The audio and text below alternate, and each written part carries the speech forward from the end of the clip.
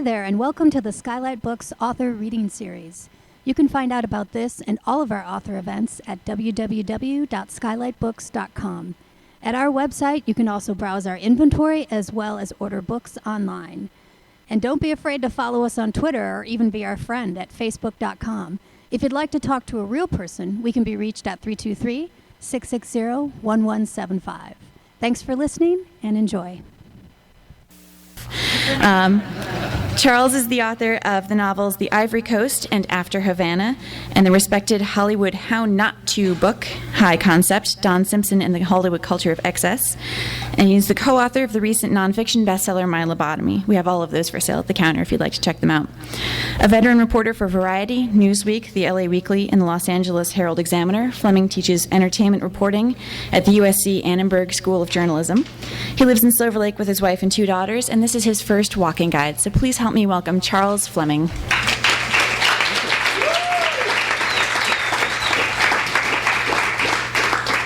No whistling. No whistling, please. That's really embarrassing. Thank you so much, all of you, for coming. I think it's the very first time that I've written a book and had people show up who are thanked in the book. So thank you.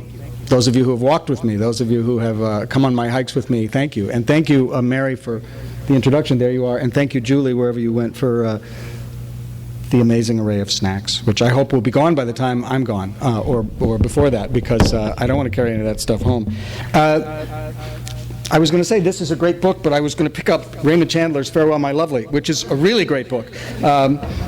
And I'll tell you about that in a minute, but this is a great book. I've written a lot of books, and I've been lucky enough to publish about half of the ones that I've actually written. The rest of them are available at a very reduced rate. Come to my house, take your pick. We've got shelves full of them. But I think it's the only book that I've ever written that's been actually seriously good for my health. And that's, in fact, the reason that I started writing it in the first place, as I think I say somewhere in the introduction, and as Steve Lopez was kind enough to say in his long piece in the LA Times, I started doing this because I was unable to walk at all. I started walking because I was unable to walk. I had had these terrible back problems, and the doctors said after I had my second surgery, they said, you've got to have a third.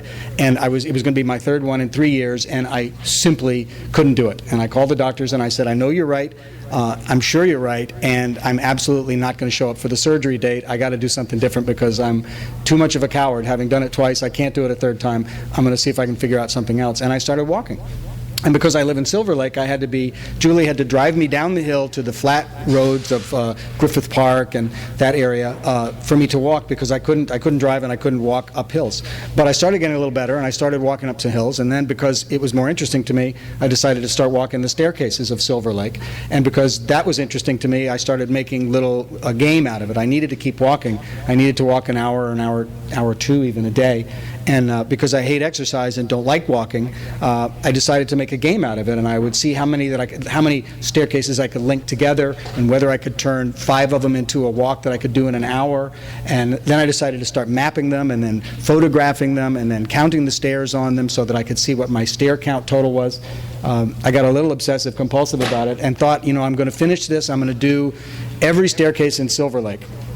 And there were 50 of them, and I felt an enormous sense of triumph when I had done all 50. And then I decided, okay, now I'm going to do Echo Park.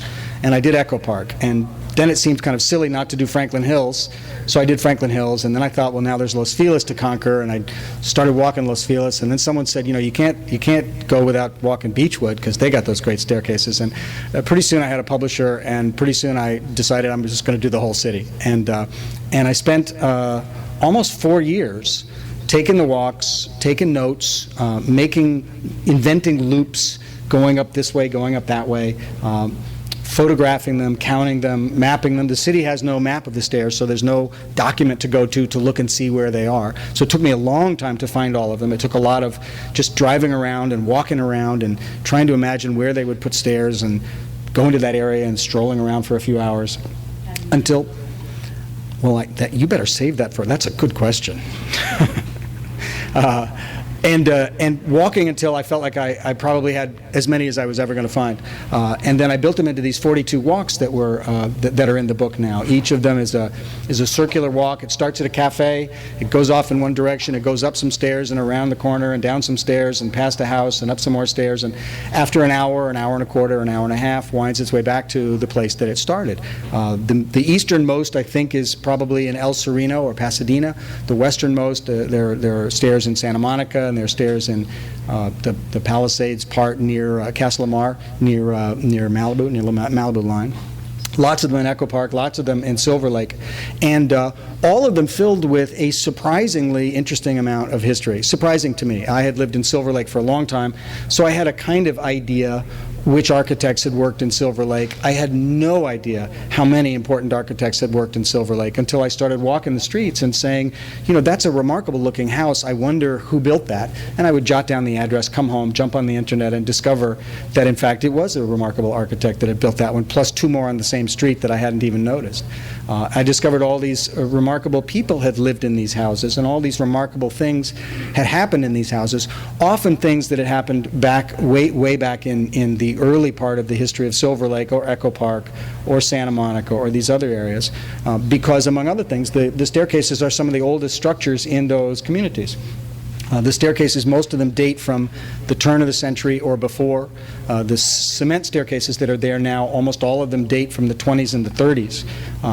And they were built because this was a time when most people in Los Angeles didn't drive, or if they did drive, they had one car in the family and not more than that. So when the developers wanted to build on these steep hillsides, naturally enough, the streets that the cars drove on went around the hill that way, but you couldn't expect the children going to elementary school or the moms going to the supermarket to walk 3 miles down the hill that way. So they built these staircases for them to come directly down the hill so that they could jump onto a streetcar or get to a supermarket or get particularly to an elementary school. If you ever want to know, if you're in a hilly area and you want to know where the stairs are, find the elementary school and start wandering around, because that's where the concentration of them are. So all these things I discovered, including, for example, the reason that I have the Farewell My Lovely up here, there's a house in Silver Lake where Raymond Chandler lived for a little while.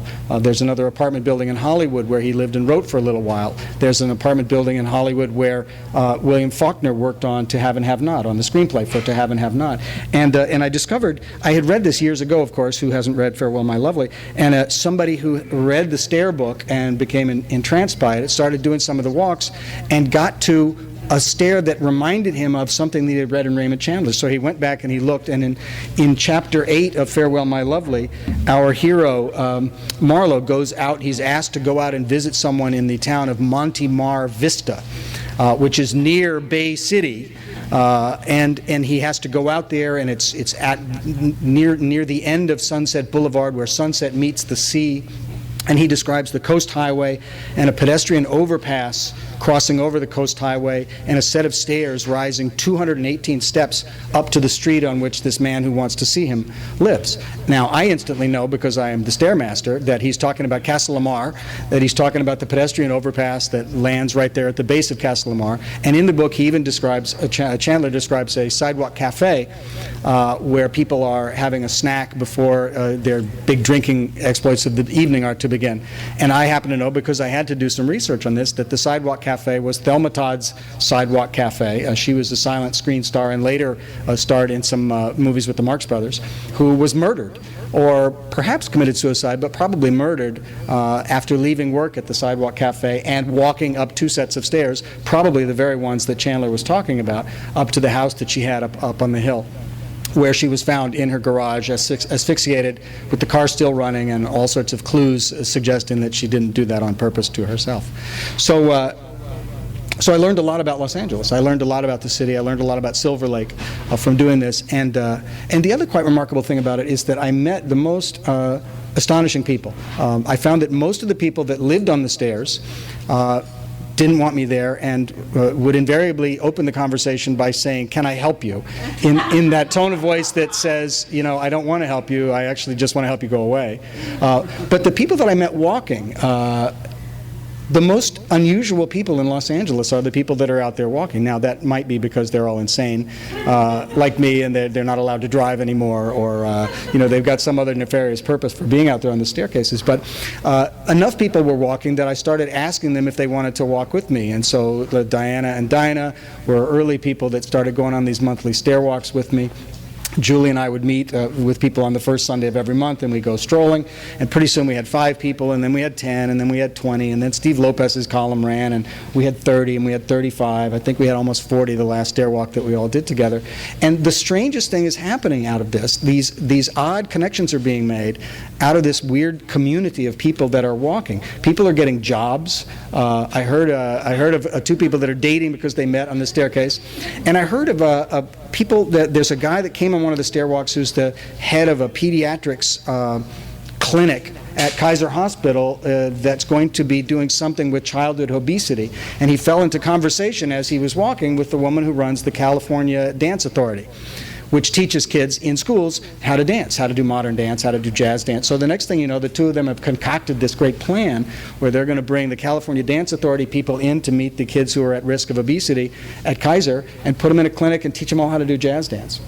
So this is the kind of thing that's, for me, that's coming out of this community of people that I've met, and this weird project that, honestly, I only started doing this because my back hurt and I didn't want to have a surgery. I really just started walking from no other purpose than that, and kept going because it gathered a certain amount of inertia, and then it was kind of fun to do with people that are here today. It was something interesting to do on the first Sunday of the month. And the only reason I did the book was I thought, this is somebody said it's a mitzvah. It's a mitzvah. You've done all the work already. Just write it down, let somebody publish it, 2 or 3 people will want it. 5 years from now, somebody will find it on a bookshelf and say, hey, that's a cool book, maybe I'll take that home. I had no idea that anybody, I thought it was me and 5 people, really, would be interested in this. And then, then Steve Lopez wrote his column, and there was a little story in the Los Angeles Magazine, and Channel 7 picked it up, and then it was on the bestseller list, LA Times bestseller list for several weeks in a row. And here you all are here, presumably, because most of you I don't even know. So you're not here because you owe me anything, which was the case with all the previous book signings. It was only people who, this is what happens if you're an author. You can get 50 people come to your house because they're all going to publish a book next year, and you're going to have to go to their houses. So I hope that isn't the case with all of you. I hope you have real jobs and are not having books published this year. But I'm really delighted to see you here, and thank you for coming. And I know one person has a question, and if others do, I will be happy to answer them. My question was, how do you know that you have found all this stuff? Well, I'm sure that I haven't. In fact, and here's how I'm sure that I haven't. First of all, I didn't include all the staircases that I found in the city in the book. There are a lot of staircases that are too isolated or too remote, or just there wasn't any way to connect enough of them together to make a proper walk. So, for example, there's a beautiful set of stairs on Court Street off of Temple. Elegant, delightful-looking set of stairs that comes down to an elementary school, but there's nothing else around there, so I didn't want to turn that into a walk. And there are some that are a little too far-flung. There's some staircases in Manhattan Beach that look great, and there's some in San Pedro, but it's a little too far-flung for the purpose of this book. And there are others that I didn't include because it would make too many staircases all in a group, and I figured, well, I'll save that for another day. But what I have found is, since publishing the book, I've discovered a few others, and people have even come to me. Someone came up to me at a cocktail party and said, oh, you're the person that wrote that book. You left one out. There's one in South Glendale. And I said, well, please tell me where it is. And I found it, and indeed there's one all by itself, kind of in the middle of nowhere. I don't know why just one, but it comes down the hill to an elementary school, just one that's there. I will tell you that I did the math. I know that if you walk all of the 42 walks in the book, there are 280 staircases in all of those walks together, and they comprise altogether, you will have walked 110 miles if you walk all of the walks. And judging from how many times I walked them, how many times I re-walked them, how many times I tested them, how many times I did little pieces of them, I'm 100% certain I walked 800 miles in the writing of the book, which is why I'm a happy man today. How's your back now, and what was it about walking the stairs that helped your back, and you still walk the stairs therapeutically to your back?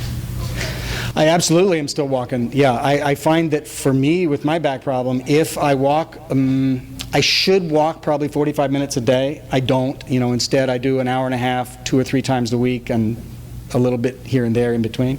If I do that, what's happened is I went from, 4 years ago, 4 years ago, we were on our way, 4 years ago, I went from, I can't get in the car to drive myself down to the bottom of the hill, my wife has to do that, to walking all the time, to returning to the tennis court and playing, 6 or 8 hours of tennis a week, maybe more some weeks, I took up snowboarding.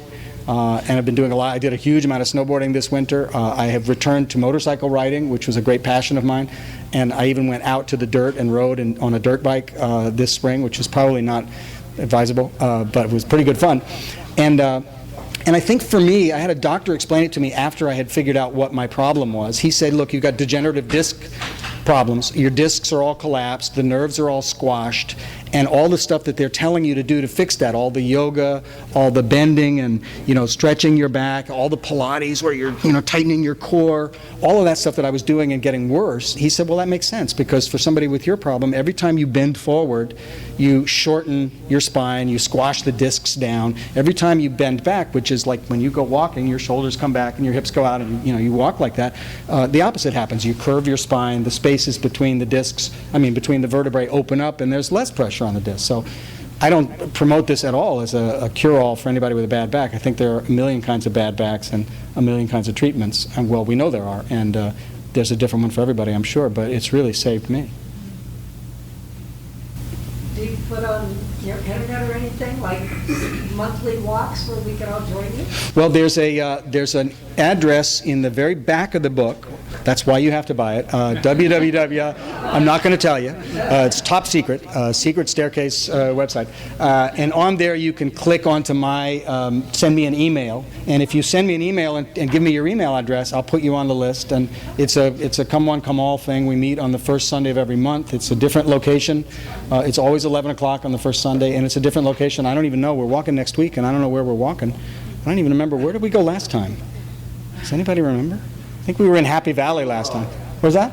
That's right, Will. You're right. We did Eagle Rock, and then Happy Valley the week before that. Walking stairs is bad for memory. Yes, ruinous. And everything else is too. Well, you walked for a while, and this one stair is another stair. And also tell you that he'll write you back usually the same day because he wrote me back. I live in Arizona. My question is, I grew up in Southern California. My parents were here their whole life. I don't know anybody that knows about these staircases. Why are these such a secret? I think we went on a couple walks and they're fantastic. Yeah, and they're kind of empty. I think literally Will is one of the only guys I've ever met who was like walking the stairs like I was walking the stairs. Well, of course, the Santa Monica stairs, yeah. The 4th Street stairs that you mentioned. Yeah, huge. It's like the so. other stairs in Rustic Canyon, you've never seen anything? There's nobody there. Yeah, I think that I don't know why they're so unknown. I think they're not used because we all drive. When you were a kid, probably, when I was a kid, I walked to elementary school, and if I lived on a hill, my mom would have said, take the stairs, it's shorter, and I would have. But I don't know any parents of elementary school kids whose kids walk to school much. Mostly they're driven or they're taken because we're afraid of what's going to happen to them otherwise. The terrible thing is, because the stairs aren't used, the stairs have fallen into disrepair, and people might be mistrustful of sending their children down them because they might be unsafe. And guess what? Some of them are unsafe. Some of them have been in disrepair. There was a huge stair cleanup 2 Saturdays ago, last Saturday. My memory's just shot. Too many stairs. In Echo Park, the Lucretia Stairs, a group of women got together and said, look, this is a damn shame and we got to do something about it. And they got some volunteer workers out there, and they got the city to donate some bags and some equipment. And they turned what had been just unsightly, dangerous, unattractive. It's a bathroom, it's a shooting gallery, it's a spray paint collection site, it's just a complete mess. They turned that into a beautiful staircase. So I'm hoping that one of the things that will happen with the book is more people will walk the stairs, more people will use the stairs, more people will be invested in having the stairs be attractive and useful and safe, and the people that are collecting in these staircases won't go there anymore. They'll find someplace else to go, because who wants to be there with people like me and Will stomping up and down them while they're trying to do whatever they're trying to do. And the people who live on the stairs, Well, you know, the people who live by the Santa Monica stairs with some justification are distressed by what goes on over there. There are too many people climbing up and down those stairs, and this, you know, the city has actually had to create legislation. If you go up the 4th Street stairs, walk onto the sidewalk, drop down and do push-ups, they can give you a ticket. You're actually not allowed to do that because so many people have done it that it's made a nuisance. I mean, literally, groups of 40 and 50 working with a trainer, marching up and down the stairs for hours. I don't promote that. I think the stairs should be used for what they're designed for. I don't think they should be a gymnasium. I think they're good for walking. You're not the first one to do it. 15 years ago. This book was done 20 years ago. Yeah. I bought it here. Yeah. You had that book? I loved it. Yeah. And she and I used to do the steps, and I certainly did it. We checked off all the ones we did. We found stairs that weren't in there, like you said. We did that one near the Hollywood Bowl. And the guy came out with someone who had been the voice of Snow White. We met wonderful people. Did you meet a lot of wonderful people? Yeah. I love this book. I'm sure I'm going to love yours as much. Well, I hope so. Yeah, Larry Gordon. It was done in 1990.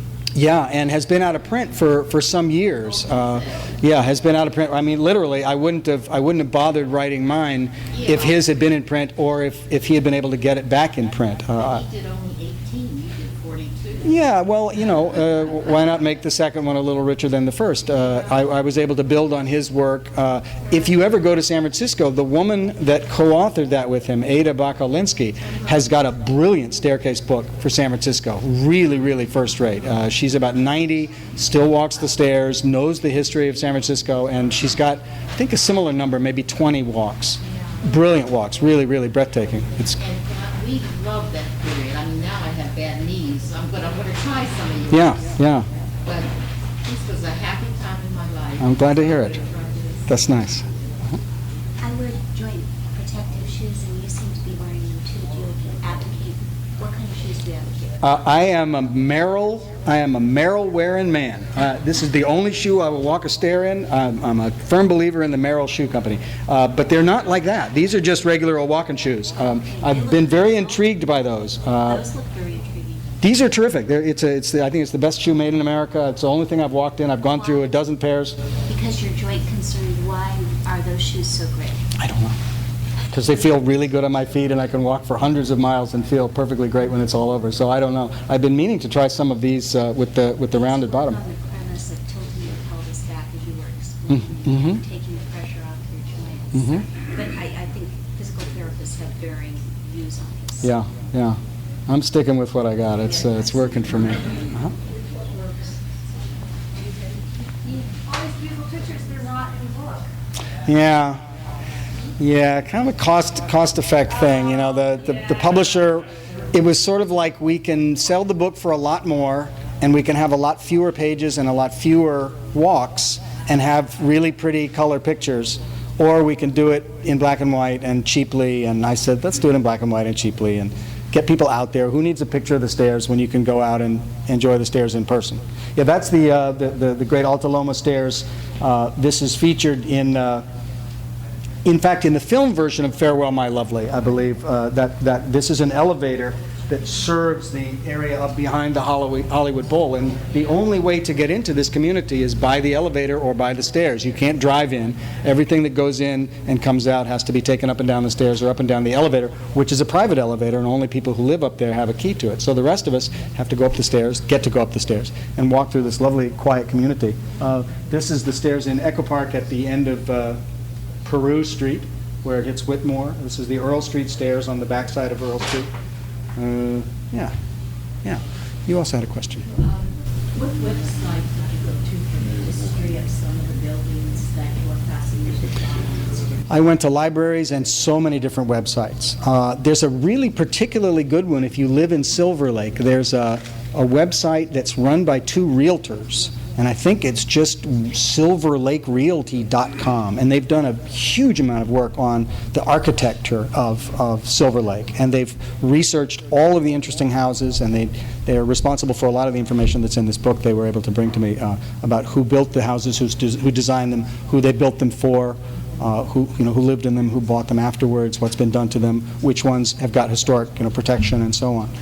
So go online and punch in silverlakerealty.com, and you'll see an amazing array of houses. As far as the pictures, I would suggest people bring the camera with them. There you go. There's besides the houses and the stairs, the flowers, some of the shrubbery, the old trees. Yeah. They're beautiful. Yeah, that's great. Well, how about if I sit down and sign a book and you do your part, which is come over here and have some wine and have some snacks and have some other stuff, and then write me an email and we'll all go walking next Sunday. Deal?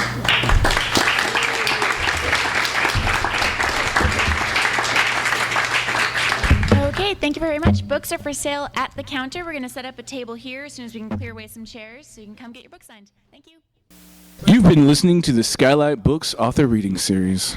Don't forget that you can check out this and all of our great podcasts at skylightbooks.com. Today's music was provided by Ashling and Arlo. You can check them out at MySpace or Facebook or at the iTunes Music Store. Thank you for stopping by, and we hope to see you soon.